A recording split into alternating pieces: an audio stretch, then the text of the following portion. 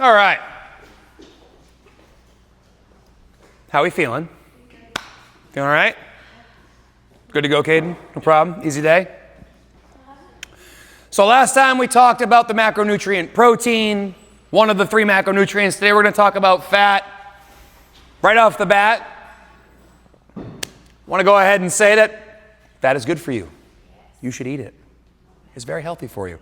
In fact, as we go back to what we talked about in the very first macro talk, of the 3 macronutrients, there are 2 that are essential for life and 1 that's not. Protein and fat are both essential for life. Fats are also known as lipids. They come in kind of 3 different varieties. They're either liquid at room temperature, semi-stable, or very stable at room temperature. But essentially they are fatty acids attached via carbon molecule to glycerol. Typically when we talk about fatty acids, we're talking about triglycerides, and they come in kind of 3 main varieties: polyunsaturated, monounsaturated, and saturated fats. Now, before anyone's worried about saturated fat, just know that anytime you eat fat, you get all 3. It's the dominant one is what typically gets characterized as that kind of fat. So when you hear it's like, this is a polyunsaturated fat. Well, it also has monounsaturated and saturated fat in it in different quantities, but polyunsaturated is what the bulk of the fat is in the object. And essentially it's a determination of how the glycerol and the fatty acids are kind of bonded together. That's really all that changes here. When we say stable to least stable to most stable, we're talking just simply about what their characteristics are at room temperature. So your polyunsaturated fats are going to be your least stable.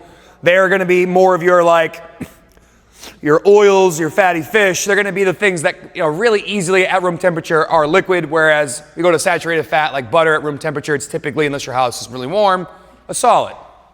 Now, fat has many different processes in our body. The first one is fuel.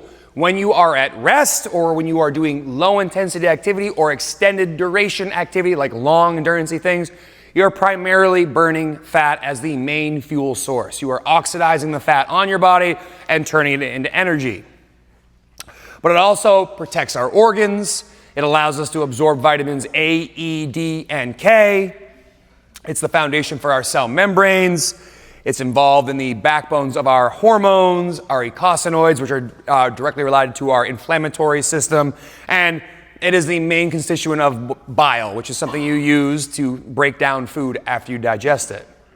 Now, before we had talked about the fat in your diet should make up about 30% of it. That's what a healthy ratio of, fat to carb to protein, which again is that 40-30-30, 40% carbohydrate, 30% fat, 30% protein. 30% of it should be fat. The average American diet, closer to 40. That's also high in carbs and low in protein. So we should be thinking about eating all different types of fat, minus the trans fat, which again is just another type of fat where the bond between carbons of the fatty acids and glycerol are slightly altered. But essentially we should be eating all types of fat: monounsaturated, polyunsaturated, and saturated fat. And I figured it'd be useful to know what examples of these are in your life. So monounsaturated fats are your avocado, they are the nuts that you eat, the olive oil. Those are examples of monounsaturated fat. Going over to saturated fat, that's animal fat, that's your dairy, that's your coconut, that's your butter, your lard, your tallow. Not that anyone cooks with tallow anymore, but they keep saying they're going to bring it back to McDonald's. But tallow, just beef fat, essentially. And then in the middle here, we have polyunsaturated fats, or your fatty fish, your walnuts, your flax seeds, and your seeds in general, like sunflower seeds, pumpkin seeds, and whatnot. But the common one that's brought up here when we get to polyunsaturated fats are omega-3 and omega-6 fatty acids. Basically, different types of polyunsaturated fats. We want to maximize the amount of omega-3 that we get in our diet and try to minimize the amount of omega-6 that we get in our diet. And the average American is somewhere around a 20 to 1 ratio. So you get 20 times the amount of omega-6 relative to the omega-3. Our ancestors got closer to 1 to 2. So still more of the omega-6, but far less of it relative to the omega-3. Now, how we do this, again, we've talked about it before. Fish oil is a great supplementation for someone who's looking to get more omega-3, which is an anti-inflammatory fat. But the number one thing we should try to do is our diet. If your diet requires supplements, it's not a healthy diet. Just know that right off the bat. If your dietary choices require you to take supplements to like live, it's not the healthiest diet. So, in this instance, we should try to hammer a little bit more on the fatty fish, the walnuts, and then potentially looking for sources like seeds and flax seeds to get that omega-3. But realizing that if we get too much of the like flaxseed and seeds, we're still going to lean a little bit more towards the omega-6 than the omega-3. So best sources, algae, which sounds kind of gross to me. I've never eaten algae before, but hey, if it's your cup of tea, great for you. But I like to say is the grass-fed items. The grass-fed beef, all the animals that eat the food they're supposed to eat have a higher concentration of omega-3 to omega-6. And that's what we should be eating, not the stuff that gets factory farmed and sent to us. And the reason why I can no longer get eggs right now is because those factory farms are shut down. But essentially what I want to do here is I want to make sure that everyone understands that we should be eating fat in our diet. Here are the sources you're looking from. Does anyone see McDonald's French fries? No? Anybody see Cheese Whiz? How about mac and cheese? No, right? Real food.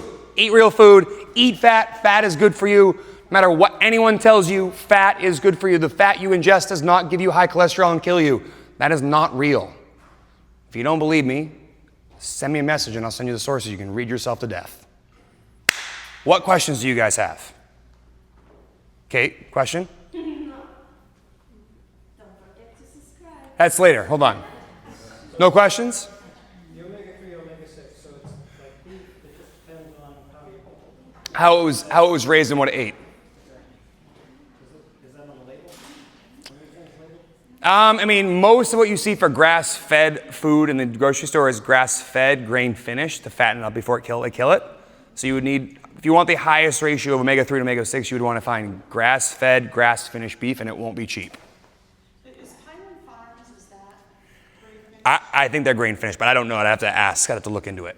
But again, still, grain-finished is better than like just 100% cotton candy. And like, you know what they feed cows and feedlots after Halloween?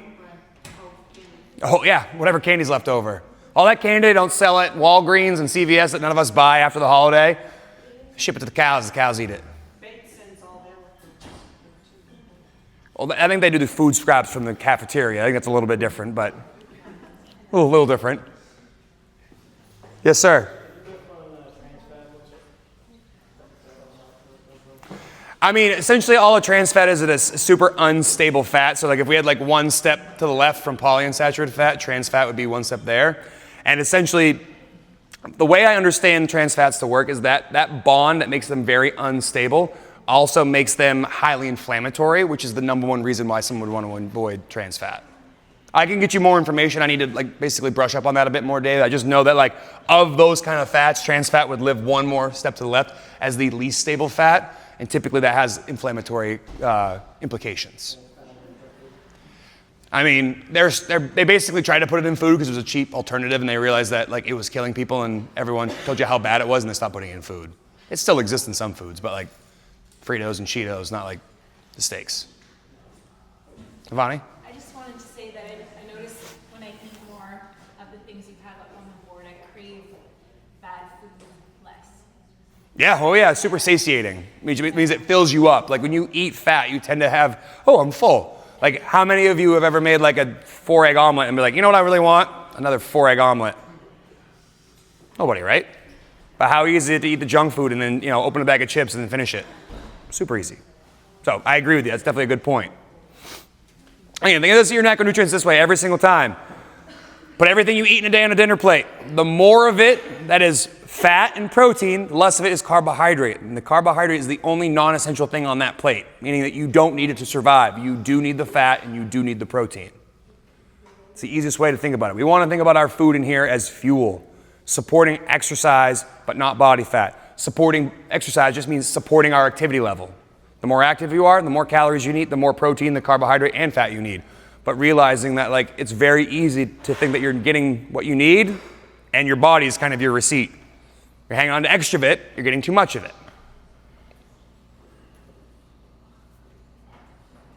Any other questions? Silly question. So No silly questions, Kate. What do you got? Chicken thighs, do we need to take the fat? I do it, because sometimes it's too much. No such thing. It's good for you. You should eat it. And the chicken thigh, Do you mean like with the skin on, you mean, or is it skin off? the fat that's on the side, it's called fat. Sometimes it's fat, sometimes it's connective tissue. Yeah, but no. No,